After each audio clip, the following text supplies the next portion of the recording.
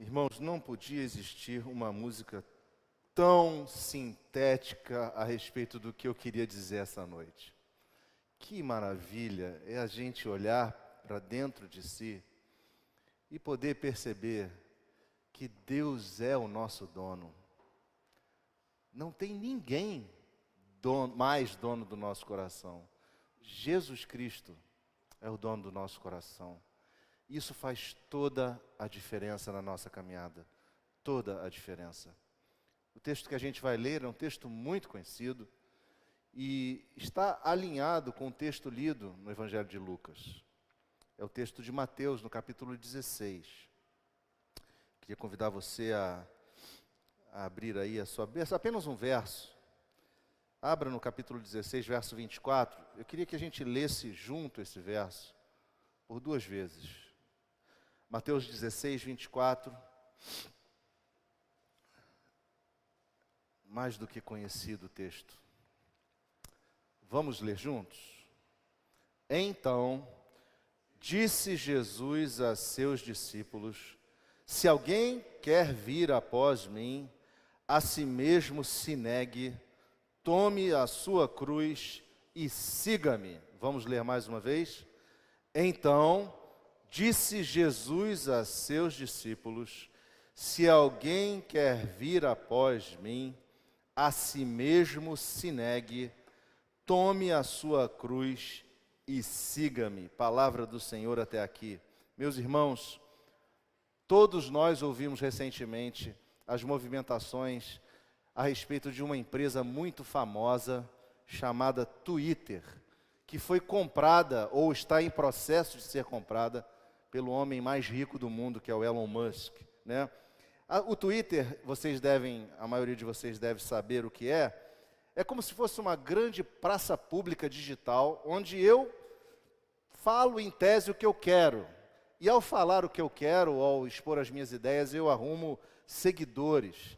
E a proposta dessa plataforma é que quanto mais você fale, mais seguidores você alcance, e à medida que esses seguidores replicam a sua mensagem, ou curtem a sua mensagem, ou compartilham a sua mensagem, você vai ganhando mais seguidores e vai ganhando mais dinheiro.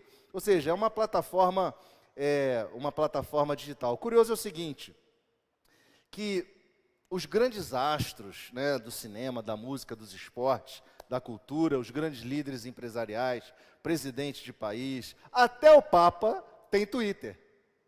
Vocês sabem quem é o cara que tem o maior número de seguidores? O Barack Obama.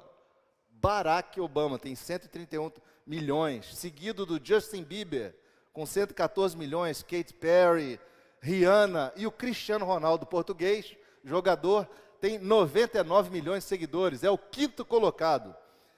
O próprio Elon Musk, que é o homem mais rico do mundo, é o sexto lugar. E no nosso contexto de Brasil, quem é o mais seguido de todos? Alguém arrisca um nome? Quem?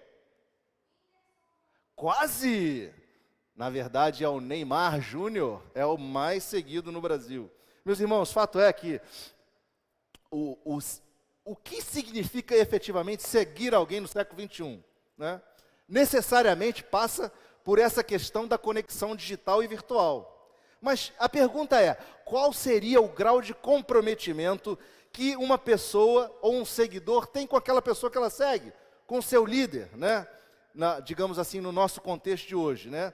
Que preço as pessoas estão dispostas a pagar, né, por seguirem alguém, né?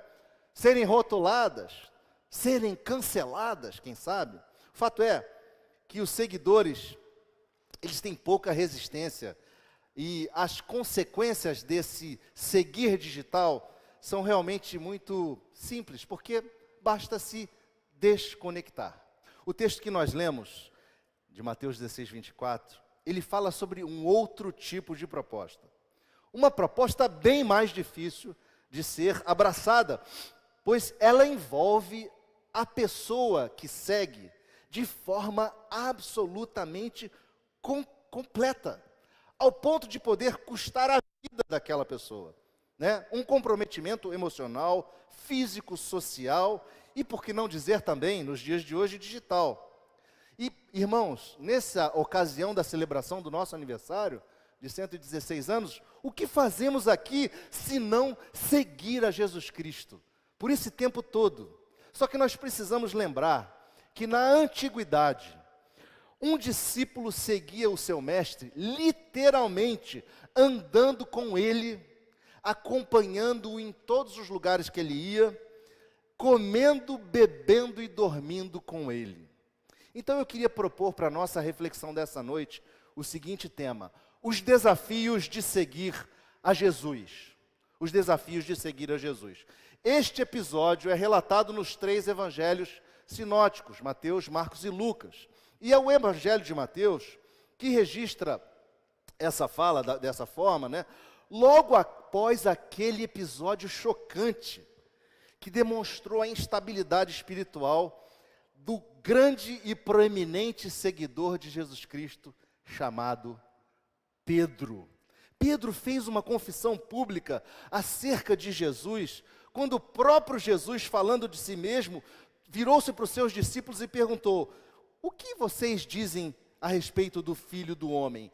Quem vocês creem ser o Filho do Homem? É importante a gente lembrar que Pedro ainda não estava comprometido com Cristo. Quem sabe ainda não era convertido, ou possivelmente ele estivesse até representando a voz dos seus colegas, né, dos seus companheiros de caminhada, né, porque isso já havia acontecido em outras ocasiões. Mas o fato é que Pedro, naquele momento que Jesus perguntou, ele, dirigido pelo Pai, pelo Espírito de Deus, disse: tu és o Cristo, o Filho do Deus vivo. Ao que Jesus replicou: bem-aventurado é Simão Barjonas, porque não foi carne e sangue que te revelaram, mas meu Pai que está nos céus. Também eu te digo que tu és Pedro, e sobre esta pedra edificarei a minha igreja, e as portas do inferno não prevalecerão contra ela. Jesus concedeu a Pedro autoridade apostólica para exercer ministério sacerdotal,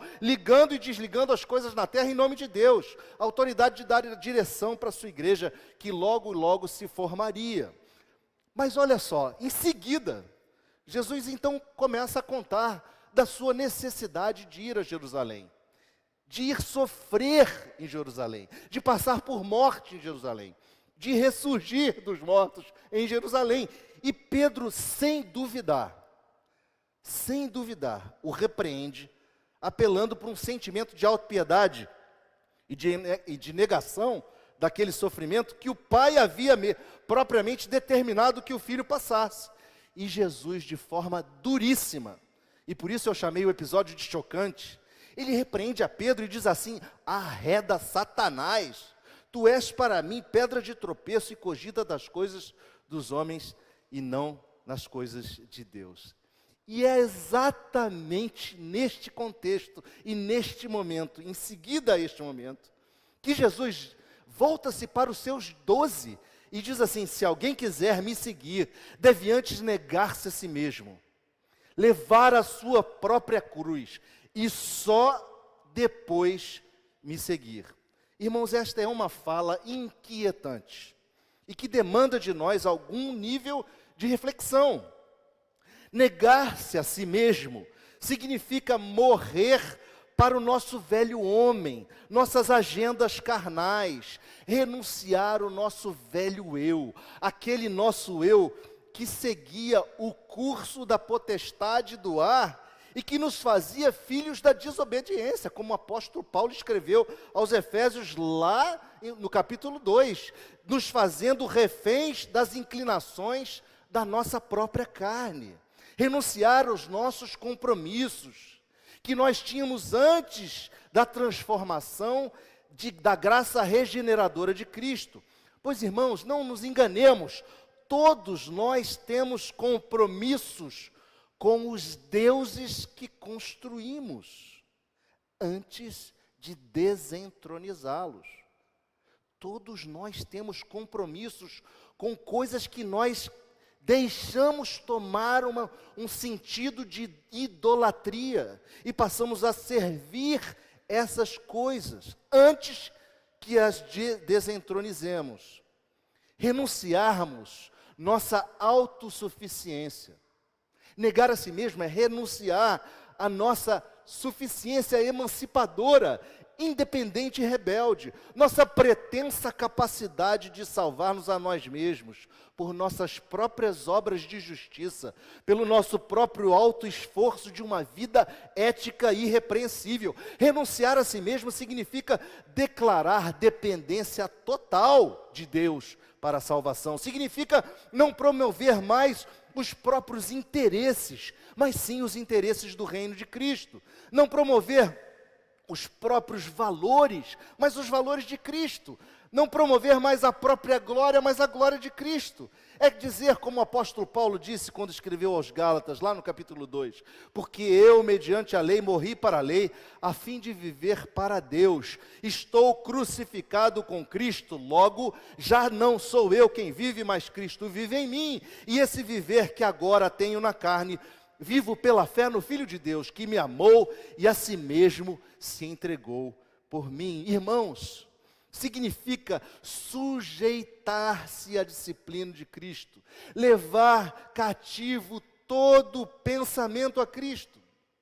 Mas após negar-nos a nós mesmos, Jesus nos comanda que tomemos a nossa cruz em união com Ele, de modo que venhamos a comungar do seu sofrimento e de sua humilhação. A figura aqui é um tanto quanto tensa, porque ela traz a ideia de algum homem condenado à morte por cruz, e que se vê forçado a tomar a sua própria cruz ao longo do caminho de onde será a sua execução, como foi com o nosso Senhor Jesus Cristo. Queridos, a proposta do cristianismo, ouçam bem, a proposta do cristianismo não é triunfalista. Nós não somos convocados a tomarmos assentos da realeza como príncipes que serão servidos por seus súditos. A proposta é a proposta da humilhação. Tomar a cruz significa sofrer o dano, tomar o tranco, sofrer o desprezo de uma sociedade sem Deus. E isso dia após dia. Tomar a cruz é abraçar o sofrimento da causa. É ser perseguido por causa da justiça. É ser perseguido por causa de Cristo. No limite, é sermos fiéis até a morte, ou ao ponto de morrer, como foi o caso de um diácono de uma igreja lá na Síria, que ao ver a aproximação de um jihadista carregado de explosivos, deixou a porta da sua própria igreja para ir em direção ao jihadista e abraçá-lo e assim morrer explodido junto com aquele suicida islâmico e salvar a sua congregação de uma tragédia maior. A proposta de um cristianismo triunfalista, nos padrões de uma sociedade materialista, que afirma que Deus nos chamou para ser cabeça e não cauda, para termos as melhores posições na sociedade, carros e bens de luxo, e que somos chamados para ser exaltados e não humilhados, meus irmãos, essa proposta é terrena e demoníaca. Não é a proposta do reino. Cristo nos chamou para esvaziamento do eu.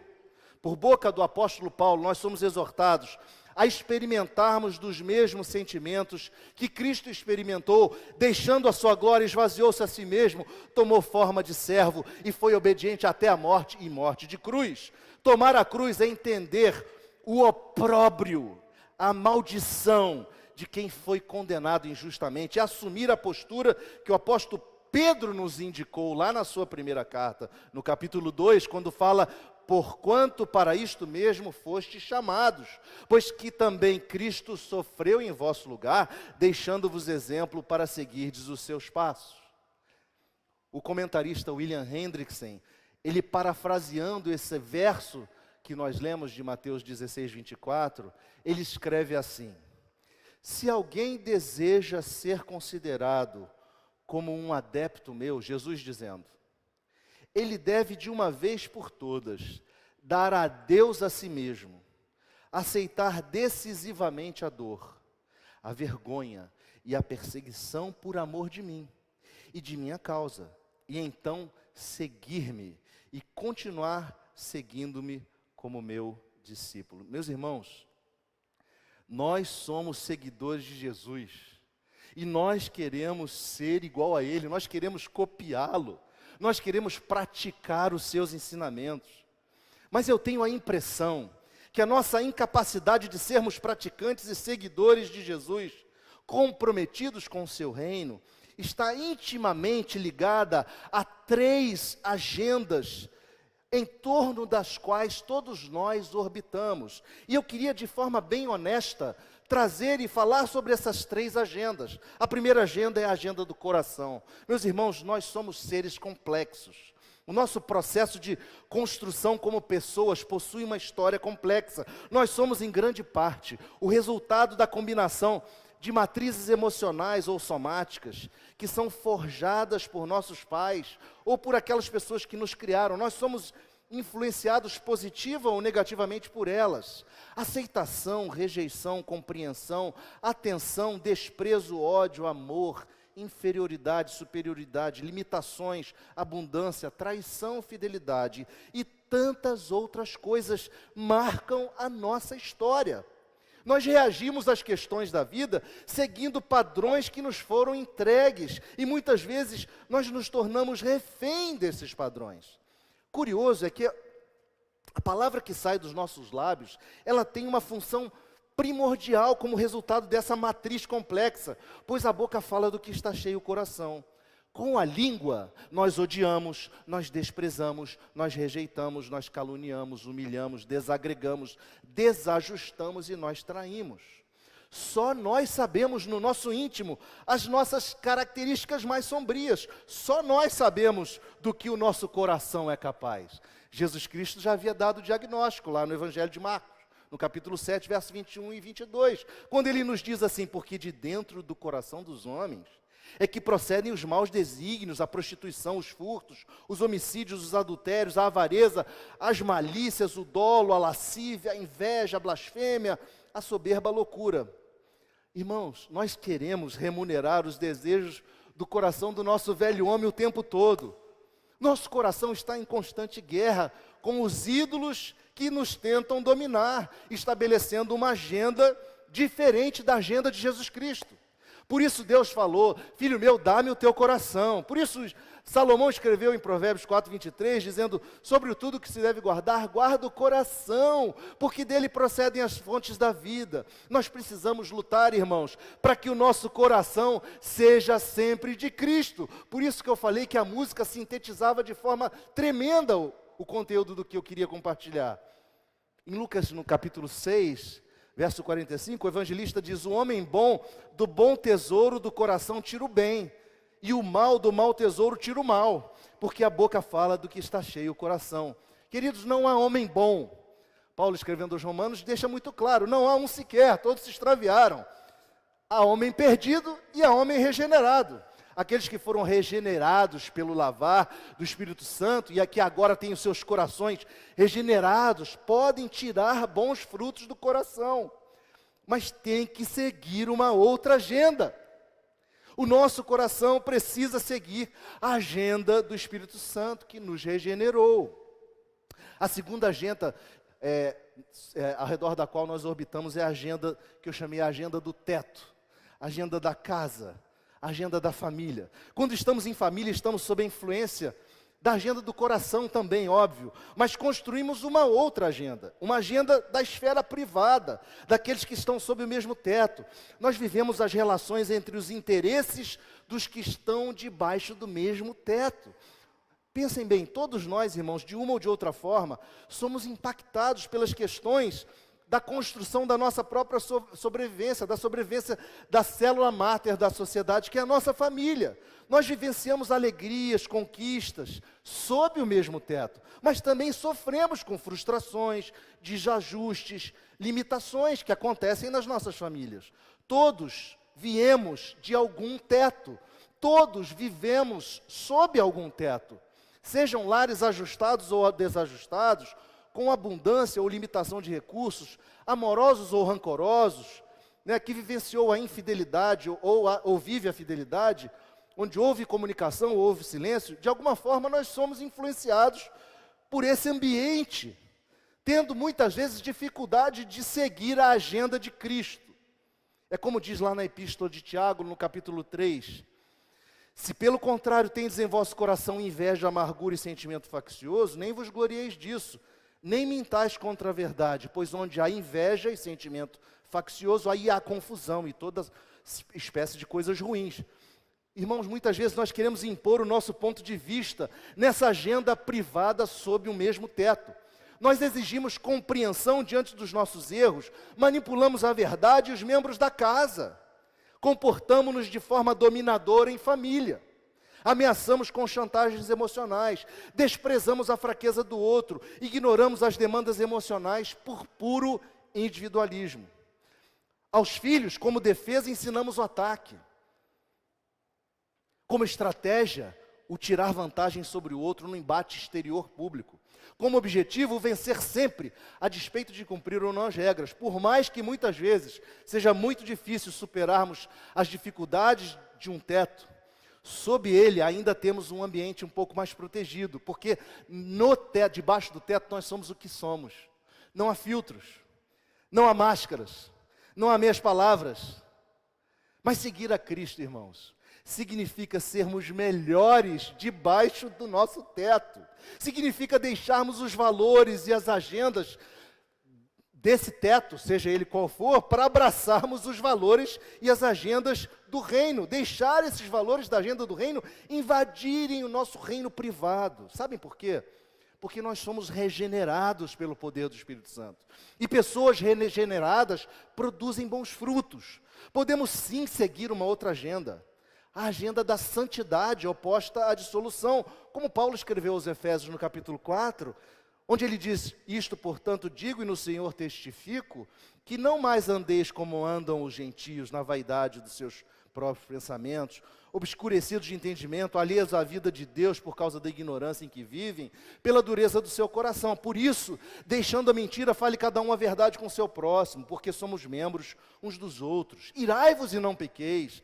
Não se ponha o sol sobre a vossa ira, não deis lugar ao diabo, longe de vós toda amargura, toda cólera, toda ira, gritaria, blasfêmia, bem assim como toda malícia.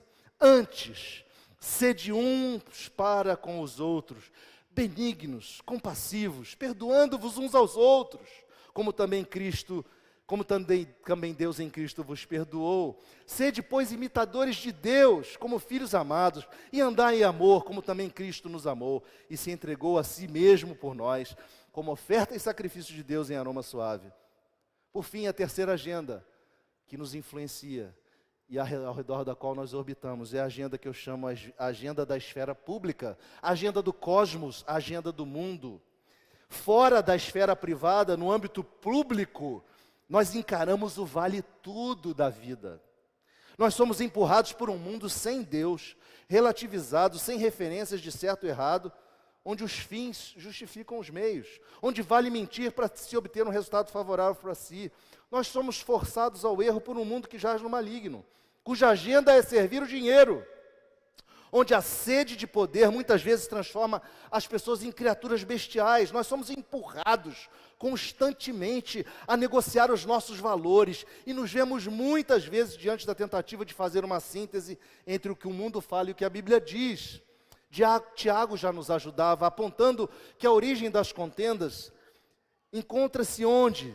Nos prazeres que militam contra a vossa carne, na cobiça, na inveja, na luta por fazer contendas, por fazer guerras. Mas o próprio Tiago nos propõe uma outra agenda, que precisamos seguir de modo a fazer a diferença.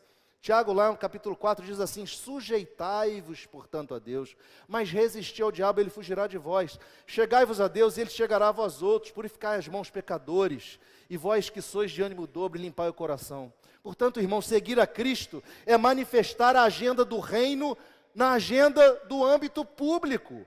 E isso está cada vez mais difícil numa sociedade tão plural e relativizada. Eu não estou falando de ficar recitando o versículo na cara das pessoas. Eu estou falando de viver os valores do cristianismo no seu dia a dia de trabalho. Na hora que um colega de trabalho vem e te dá uma apunhalada nas costas, na hora que você é maldito por alguém, na hora que você é traído, na hora que você é mal entendido, é isso que eu estou falando. Na agenda pública, viver os valores do reino. Ao seguirmos a Cristo, precisamos evidenciar a ética do reino, andar a segunda milha, dar a outra face, não retribuir mal por mal, mas vencer o mal com o bem, falarmos a verdade, sermos honestos. Eu queria concluir, irmãos, dizendo que diante de tantas agendas e tantas dificuldades, a agenda do coração, a agenda do teto, a agenda do mundo, por que então eu me incomodaria com este projeto de seguir a Cristo? Por que seguir a Cristo, se é tão difícil? Por quê? Jesus mesmo colocou essa pergunta na perspectiva certa, nos dando a resposta lá no Evangelho de Mateus, um pouco mais adiante do texto que lemos. Ele pergunta assim: pois que aproveitará o homem se ganhar o mundo inteiro e perder a sua alma? Ou que dará o homem em troca de sua alma? Porque o Filho do Homem há de vir na glória de seu Pai como seus anjos, e então retribuirá a cada um conforme as suas obras. Por que seguir a Cristo, meus irmãos? Porque nós almejamos a vida eterna, porque nós almejamos a plenitude da existência, porque é o melhor projeto de vida que alguém pode abraçar, porque fazendo assim, nós respondemos ao amor daquele que deixou a sua glória para vir habitar entre nós e nos resgatar da escravidão e da escuridão e dessas agendas escusas sob as quais muitas vezes vivemos, porque Ele veio morrer a nossa morte para que nós pudéssemos receber a sua vida, para que não vivêssemos mais debaixo e sob o poder do mal, porque Ele nos prometeu uma coroa ao invés de cinzas, óleo de alegria ao invés de pranto, veste de louvor ao invés de espírito angustiado, porque Ele veio nos apresentar a realidade de uma outra agenda, uma agenda de justiça, de paz e de alegria no Espírito Santo, porque o reino de Deus não é comida nem bebida, mas justiça e paz e alegria no Espírito Santo, escreveu Paulo aos Romanos. Aquele que deste modo serve a Cristo é agradável a Deus e aprovado pelos homens. Portanto, meus irmãos, prossigamos em seguir o nosso Mestre. Muitos anos virão ainda pela frente, mas nós precisamos perseverar em seguir a Jesus Cristo, a despeito das circunstâncias, pagando o preço. Estejamos dispostos, dia a dia, a negar o nosso eu, tomarmos a nossa cruz, pois novos céus e nova terra nos aguardam, e assim estaremos para sempre com Jesus. Que Deus nos abençoe, que Deus nos ajude, que Deus nos dê a força para seguirmos a Cristo de forma plena e de forma coerente e visível, na medida em que caminhamos, que as pessoas possam ver em nós o caráter do Cristo ressurreto, que habita no seu e no meu coração. Vamos curvar a nossa fronte e vamos ter uma palavra de oração. Pai Santo, obrigado pela Tua palavra, obrigado pelo desafio de seguir-te, que o Senhor possa nos ajudar, que o Senhor possa nos dar, Senhor, a força interior para negarmos a nossa agenda pessoal, as nossas agendas, negarmos a nós mesmos, ao nosso eu, tomarmos a nossa cruz dia a dia, Senhor, e, ó Pai, seguirmos a Ti. Que o Senhor nos ajude assim, para que a Tua igreja floresça, para que a Tua igreja continue a brilhar por muitos e muitos anos, até que o Senhor volte. Nós Te bendizemos pela Tua palavra, e oramos assim, no precioso nome de Jesus Cristo. Amém.